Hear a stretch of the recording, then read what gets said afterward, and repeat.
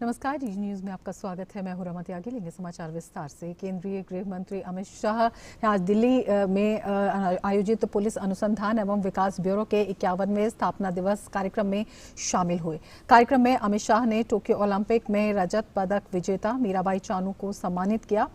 इस मौके पर गृह मंत्री ने पुलिस सेवा में उत्कृष्ट कार्य करने वाले पुलिसकर्मियों को भी पदक से सम्मानित किया।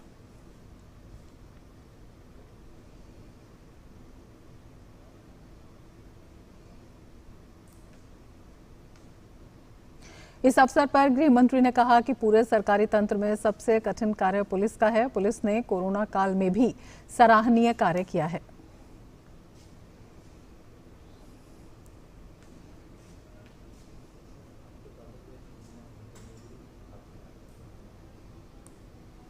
सबसे कठिन काम पूरे सरकारी अमले में अगर किसी सरकारी कर्मचारी का है तो पुलिस के मित्रों का है। कोरोना कालखंड में देश भर में कश्मीर से कन्याकुमारी और द्वारिका से लेकर असम तक कई सारे पुलिस के लोगों ने, हमारे अलग अलग स्तर के अधिकारियों ने, कर्मचारियों ने बहुत अच्छा काम किया। एक इसका अच्छा डॉक्यूमेंटेशन होना चाहिए, डॉक्यूमेंट्री भी बननी चाहिए और एक ये अच्छा काम क्षणजीवी नहीं होना चाहिए। ये अच्छा काम लिंगरिंग टेस्ट में कई सालों तक समाज और देश याद रखे, इस प्रकार की व्यवस्था बीपीआरएनडी ने सब राज्यों के पुलिस बल को साथ में रखकर, सब सीएपीएफ को साथ में रखकर करनी चाहिए। अमित शाह ने कहा कि पुलिस अनुसंधान एवं विकास ब्यूरो ने कानून व्यवस्था को मजबूत बनाने में सराहनीय कार्य किया है। जो चुनौतियां होती है वो देश के परिप्रेक्ष्य में आती है। सरकारें होती हैं अलग अलग पार्टी की, अलग अलग विचारधारा की, अलग अलग सोच की होती है, कई बार क्षेत्रीय दलों की भी होती है। केंद्र में सरकारें कई बार मिली जुली आती है, कई बार एक दल की आती है। इस सब के हटकर अगर लॉ एंड ऑर्डर को अपनी चुनौतियों के लिए सुसज्ज बनाना है तो उसके लिए उसको जोड़ने वाली एक कड़ी चाहिए। अदरवाइज ये कड़ी की उपलब्धता नहीं है तो देश का लॉ एंड ऑर्डर बिखर जाएगा। और मैं मानता हूं कि 51 साल में बीपीआरएनडी ने देश में लॉ एंड ऑर्डर की दृष्टि से सभी राज्यों को जोड़ने वाली कड़ी का काम बहुत बखूबी किया है और अच्छे तरीके से। इस मौके पर केंद्रीय गृह सचिव अजय कुमार भल्ला ने कहा कि पुलिसकर्मियों को कई सारी भूमिकाएं निभानी पड़ती हैं। आज के दौर में हमारे देश में पुलिसकर्मियों को भी बहुत सारी भूमिकाएं निभानी पड़ती हैं।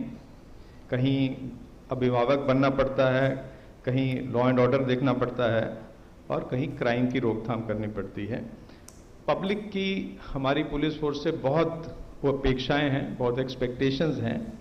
हमें उसको फुलफिल करने के लिए बहुत कुछ सीखना है। रोज के नए चैलेंज आते हैं। कोविड महामारी के दौरान पुलिस ने इस भूमिका को कितना अच्छा बनाया है, इसको हमें हमेशा याद रखना चाहिए। उस समय में मीडिया में हमारा परसेप्शन कितना अच्छा हो गया था, इस चीज़ से हमें भूलना नहीं चाहिए। आज भी एनडीआरएफ जब कहीं पहुंचती है तो उसका इतना वेलकम किया जाता है। एक वो एंगल है जो कि पुलिस फोर्स का हमें पब्लिक में बनाए रखना है। भारतीय जनता पार्टी ने कहा है कि पार्टी की जन आशीर्वाद यात्रा को देश भर में व्यापक जन समर्थन मिला है। पार्टी ने इसके लिए देशवासियों का आभार भी जताया। पार्टी प्रवक्ता डॉक्टर सुधांशु त्रिवेदी ने जन आशीर्वाद यात्रा को अपेक्षा से कहीं अधिक सफल बताया और इसके सफलतापूर्वक संपन्न होने पर पार्टी कार्यकर्ताओं, सभी मंत्रियों और संयोजकों को बधाई दी। उन्होंने बताया कि जन आशीर्वाद यात्रा में 24,000 किलोमीटर की यात्रा हुई और 5,000 से ज्यादा कार्यक्रम हुए। उन्होंने इस यात्रा को प्रधानमंत्री नरेंद्र मोदी के प्रति जनता का विश्वास और भाजपा अध्यक्ष जेपी नड्डा के नेतृत्व में कार्यकर्ताओं की कर्मठता का जीवंत उदाहरण बताया। अपेक्षा से कहीं अधिक अभूतपूर्व सफलता रही। 24,000 किलोमीटर की यात्रा हुई और 5,000 से अधिक कार्यक्रम इस जन आशीर्वाद यात्रा में हुए। ये प्रधानमंत्री श्री नरेंद्र मोदी जी के प्रति जनता के मन के विश्वास और राष्ट्रीय अध्यक्ष आदरणीय नड्डा जी के नेतृत्व में कार्यकर्ताओं की कर्मठता का एक जीवंत प्रमाण है। पहली बार ऐसा है कि जनता से सीधा संवाद करने के लिए नवनियुक्त मंत्री जा रहे हैं। इसका अर्थ यह हुआ कि जो संविधान ने आपको दायित्व दिया है, जन जन के साथ समन्वय के, उस दायित्व बोध को आप धरातल पर उतारने का प्रयास कर रहे हैं। सुधांशु त्रिवेदी ने कहा कि जन आशीर्वाद यात्रा के अंतर्गत 19 प्रदेशों में 265 जिलों को कवर किया गया। इस यात्रा में अनेक स्थानों पर जो कार्यक्रम हुए, हम लोगों ने 265 जिलों को 19 प्रदेशों में कवर किया है। 24,173 किलोमीटर की कुल यात्रा संपन्न हुई है। मंत्रिमंडल का वर्तमान विस्तार हुआ तो ये समाज के सभी वर्गों के लिए सर्वस्पर्शी और सभी क्षेत्रों के लिए सर्वव्यापक था। उन्होंने कहा कि यात्रा के दौरान शहीदों से जुड़े स्थल, उनके परिवार के लोगों से मिलना, स्वतंत्रता संग्राम में अभूतपूर्व स्थान रखने वाले महत्वपूर्ण जगहों तक पहुंचने का प्रयास किया गया। इसमें शहीदों से जुड़े हुए स्थल, उनसे जुड़े हुए परिवार के लोगों के साथ मिलना, अन्य भी ऐसे महत्वपूर्ण स्थल जो कि स्वतंत्रता संग्राम में भी एक अभूतपूर्व स्थान रखते हैं, उन सारे जगहों को भी इस यात्रा के द्वारा स्पर्श करने का प्रयास किया गया है। अतः मैं ये कहना चाहता हूं कि स्वतंत्रता के अमृत महोत्सव का जो संकल्प माननीय प्रधानमंत्री जी ने लिया था, उसका श्री गणेश इस यात्रा के द्वारा, जन आशीर्वाद यात्रा के द्वारा एक उत्कृष्ट और आशा से अधिक प्रभावी स्थिति से हुआ है।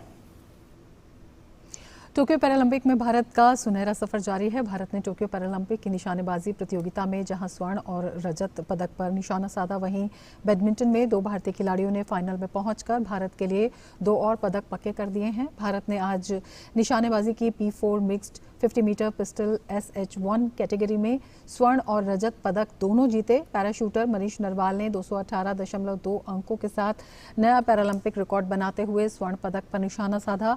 स्वर्ण पदक जीतने पर मनीष नरवाल ने अपने परिवार के साथ साथ पूरे देश को धन्यवाद दिया।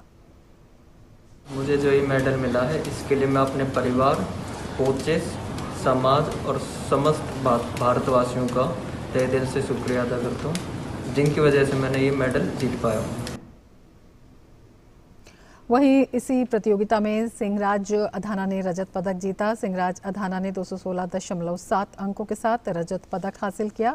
सिंहराज अधाना का टोक्यो पैरालंपिक में दूसरा पदक है। इससे पहले सिंहराज अधाना ने पुरुषों की 10 मीटर एयर पिस्टल SH स्पर्धा में कांस्य पदक जीता था। इस तरह सिंहराज अधाना इसी टोक्यो पैरालंपिक में अपनी लेखरा के बाद 2 पदक जीतने वाले दूसरे भारतीय खिलाड़ी बने।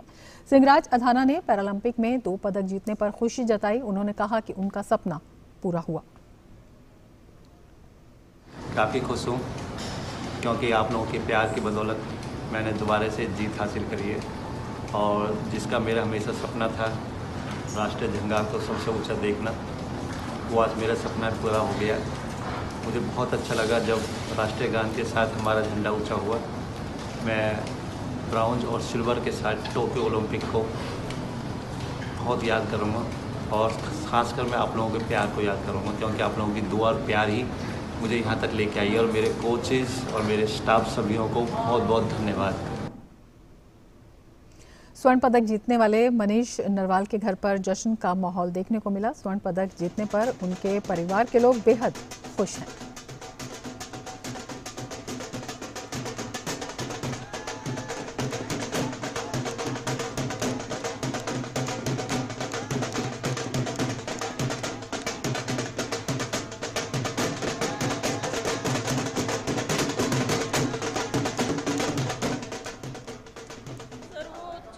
ही गेम के प्रति बहुत सेंसिटिव था, गेम करना चाहता था, लेकिन वो पैरा में था, मैं कुछ समझ नहीं आ रहा था वो पैरा में कौन सा होता है, मैं शूटिंग का नहीं पता था जब तक। और वो छोटा सा 3:45 बजे उठ के रेस करने लग जाता था। स्पोर्ट्स के प्रति बहुत ही लगाव था उसको, लेकिन भगवान ने उसको शूटिंग दी और उसने उसमें बिल्कुल लगन से, बिल्कुल बहुत अच्छे से मेहनत करके आज वो इस सब देख ही रहे हैं आप जिसे खड़ा है। इन बच्चों ने चुनाव की बात ठान लिया था कि भी हम एक नॉर्मल कैटेगरी से ज़्यादा मेडल लेके आएंगे, और वो इन लड़कों ने, इन बच्चों ने, इन लड़कियों ने वो करके दिखाया। और हमें, हमारे पूरे देश को, हमारे प्रदेश को, इन बच्चों पे, मनीष पे बहुत बड़ा गर्व है। आगे बढ़ते हैं। देश में कोरोना के खिलाफ जारी जंग में टीकाकरण अभियान तेज गति से जारी है। देश में अब तक 67 करोड़ 72 लाख से अधिक लोगों को कोविड रोधी टीके लगाए जा चुके हैं। पिछले 24 घंटों में टीकों की 58,85,000 से अधिक खुराकें दी गईं।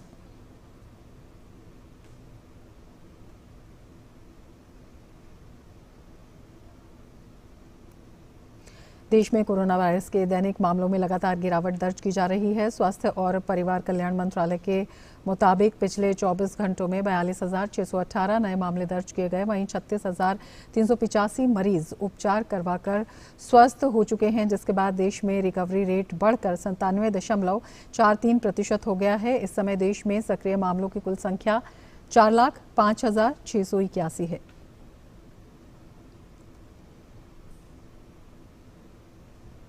केंद्रीय मंत्री अनुराग ठाकुर ने IIM रोहतक में इंटीग्रेटेड प्रोग्राम इन मैनेजमेंट के तीसरे बैच के छात्रों के लिए इंडक्शन एंड ओरिएंटेशन प्रोग्राम को संबोधित किया। वर्चुअल माध्यम से अपने संबोधन में अनुराग ठाकुर ने कड़ी मेहनत और अनुशासन के महत्व को रेखांकित किया। My words will help you retain your zeal and creativity in your path for the next 5 beautiful years. I must congratulate all of you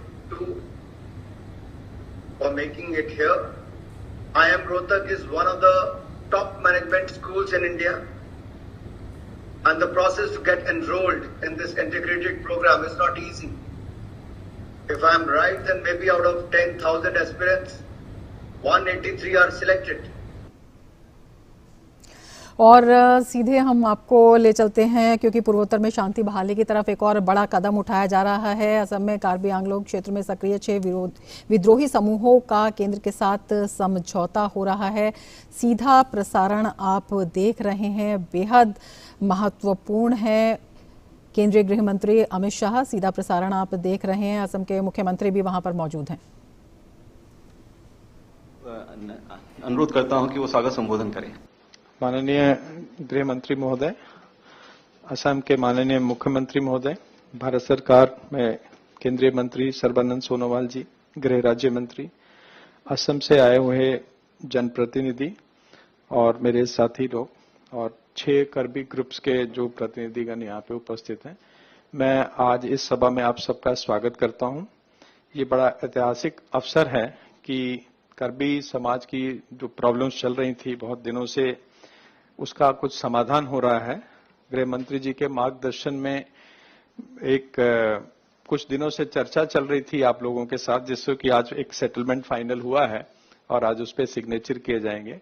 और हमें उम्मीद है कि इससे कर्बी आंगलोंग रीजन की डेवलपमेंट आगे बढ़ेगी और वहाँ के सोशल, कल्चरल, लैंग्वेज, इन सब चीज़ों को आगे बढ़ने का मौका मिलेगा।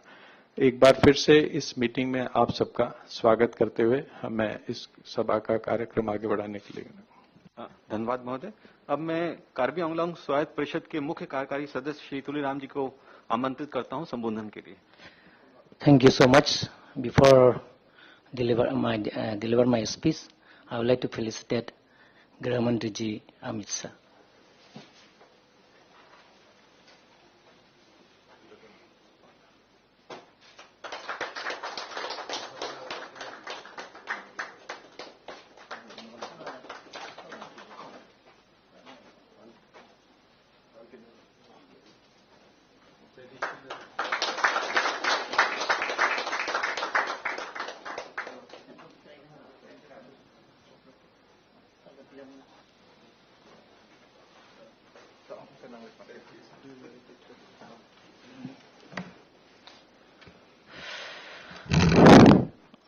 आदरणीय गृह मंत्री ji, honourable chief minister doctor Himanta Biswa Sarma ji,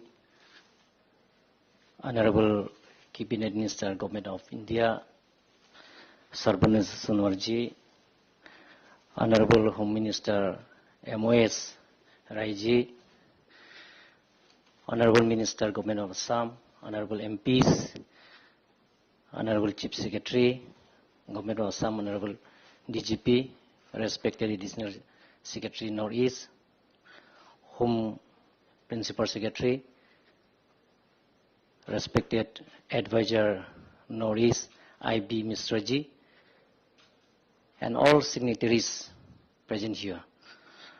Today, I am very happy because on this historic day, the Peace Accord is being signed. So, on behalf of the people of Karbi Anglong, I pay my special thanks to Honorable Prime Minister Narendra Modi Ji, and Honorable Home Minister Amit Shah Ji, Honorable Chief Minister Dr. Himanta Biswa Sarma Ji, Honorable Cabinet Minister Sarbananda Sonowal Ji, and all officers, signatories for making this event a great day. आदरणीय गृह मंत्री जी अमित शाह जी, कार्बी आंगलोंग तरफ से दिल से आपको कोटि कोटि प्रणाम और धन्यवाद। आज हिस्ट्रिक पीस एकॉर्ड आप मेरे तरफ से, कार्बी आंगलोंग तरफ से दिल से कोटि कोटि प्रणाम दे के conclude my speech. Thank you. धन्यवाद। अब मैं माननीय केंद्रीय पतन, पोत परिवहन और जल मार्ग मंत्री श्री सर्बानंद सोनोवाल जी से अनुरोध करता हूं कि वो संबोधन करें।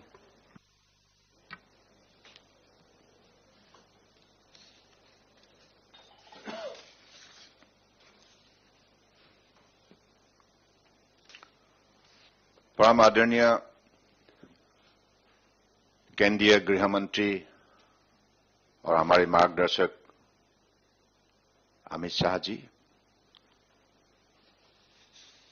असम की माननीय मुख्यमंत्री परम आदरणीय डॉक्टर हिमंता बिस्वा शर्मा जी, केंद्रीय सरकार की राज्य गृह मंत्री नित्यानंद राय जी, कार्बी आंगलोंग ऑटोनोमस काउंसिल की चीफ एग्जीक्यूटिव मेंबर तुलिराम रांगहांग जी और असम सरकार के वरिष्ठ मंत्री अशोक सिंघाल जी, गृह सचिव भल्ला जी, आईबी की डायरेक्टर कुमार जी और असम की चीफ सेक्रेटरी बरुआ जी और डीजीपी महंत जी, बाकी नॉर्थ ईस्ट की विशेष दायित्व निभाने वाले एडिशनल सेक्रेटरी केंद्रीय सरकार की गृह विभाग की, और यहां उपस्थित कार्बी आंगलोंग से आई हुई परम आदरणीय अलग अलग संगठन की पदाधिकारीगण, सबसे पहले मैं आप सबको प्रणाम देता हूं और विशेष रूप से देश की हमारी परम आदरणीय गृह मंत्री अमित शाह जी को धन्यवाद देता हूं। कार्बी आंगलोंग की जनता की तरफ से, असम की जनता की तरफ से, क्योंकि मैं भी असम का ही हूं, आपने एक महत्वपूर्ण कदम उठाए जिसके वजह से कार्बी आंगलोंग में स्थायी शांति व्यवस्था लागू किया जाएगा और अगले दिनों में कार्बी आंगलोंग को असम के अलग अलग प्रांतों के जैसे और देश के अलग अलग प्रांतों के जैसे प्रगति की रास्ते पर जोर से आगे बढ़ाने का आप काम करने के लिए एक बहुत महत्वपूर्ण माहौल बनाए। इसके लिए मैं विशेष रूप से धन्यवाद देता हूं। साथ में देश की आदर्शवादी नेता प्रधानमंत्री नरेंद्र मोदी जी को मैं विशेष रूप से धन्यवाद देना चाहता हूं, क्योंकि आप दोनों में मिलकर पिछले दिनों में सिर्फ असम में ही नहीं, नॉर्थ ईस्ट में शांति व्यवस्था आपने लागू किया, जिसकी वजह से नॉर्थ ईस्ट आपके कार्यकाल में ही प्रगति की दिशा पर जोर से चलने में सफल हुए हैं। अगर नॉर्थ ईस्ट आज अलग सा पहचान देश के अंदर बना पाया, इसके पीछे आप दोनों का विशेष भूमिका है। इसके लिए आज आप दोनों हमारे अभिनंदन के पात्र है। और साथ साथ में मैं असम की लोकप्रिय हमारे मुख्यमंत्री डॉक्टर हेमंत बिश्व शर्मा जी को मैं विशेष रूप से धन्यवाद देना चाहता हूं कि आपने भी, मैंने देखा पिछले 100 दिन में दिन रात अपने मेहनत करके असम के अंदर प्रगति का जो एक छवि खड़ा किया है और सारी व्यवस्था में आमूल परिवर्तन लाने में आप सफल हुए हैं। और आज ये जो समझौता हमारे कार्बी आंगलोंग की ग्रुप से होने जा रहा है, ये समझौता का पीछे भी आपका भी बहुत बड़ा योगदान है। तो मुझे लगता है कि भारत सरकार और असम सरकार दोनों सरकार मिलकर हमारे परम आदरणीय प्रधानमंत्री नरेंद्र मोदी जी के नेतृत्व में और हमारे देश के मजबूत, मेहनती और बहादुर नेता गृह मंत्री अमित शाह जी की मार्गदर्शन में अगले दिनों में हमारे देश के अलग अलग प्रांतों का साथ कार्बी आंगलोंग और असम और नॉर्थ ईस्ट बड़ी जोर से एक शक्तिशाली इलाका के हिसाब से अपना पहचान बना पाएंगे। इस शब्दों के साथ मैं फिर से माननीय अमित शाह जी को आपको विशेष रूप से धन्यवाद देता हूं। आपने मुझे मौका दिया इस अवसर पर रहने का, क्योंकि मुझे 3 दिन का कार्यक्रम बॉम्बे में था। जब आपका आदेश मिला तो मैं तुरंत निर्णय किया कि इस अवसर पर मुझे रहना चाहिए, क्योंकि ये कोई मामूली अवसर नहीं है, ऐतिहासिक क्षण है। क्योंकि अशांति जब होता है तो दिल में कितना डर पैदा होता है, एक समाज को कितना भुगतना पड़ता है, ये उन लोगों को मालूम होता है जो अशांति के बीच में रहना पड़ता है। और आज उस अशांति को आपने स्थायी रूप से निकाल के शांति व्यवस्था लागू करने में आप इतना महत्वपूर्ण कदम उठाए जो इंसानियत का भूमिका पालन किया है, इसलिए आप धन्यवाद के पात्र हैं। बहुत बहुत धन्यवाद। जय हिंद। धन्यवाद महोदय। अब मैं माननीय मुख्यमंत्री असम डॉक्टर हेमंत बिश्व शर्मा जी को आमंत्रित करता हूं कि वो संबोधन करें। परम आदरणीय गृह मंत्री श्री अमित शाह जी, माननीय केंद्रीय मंत्री सर्बानंद सोनोवाल जी, नित्यानंद राय जी, कार्बी आंगलोंग ऑटोनोमस काउंसिल का chief executive member Tuliram Ronghang ji, my colleague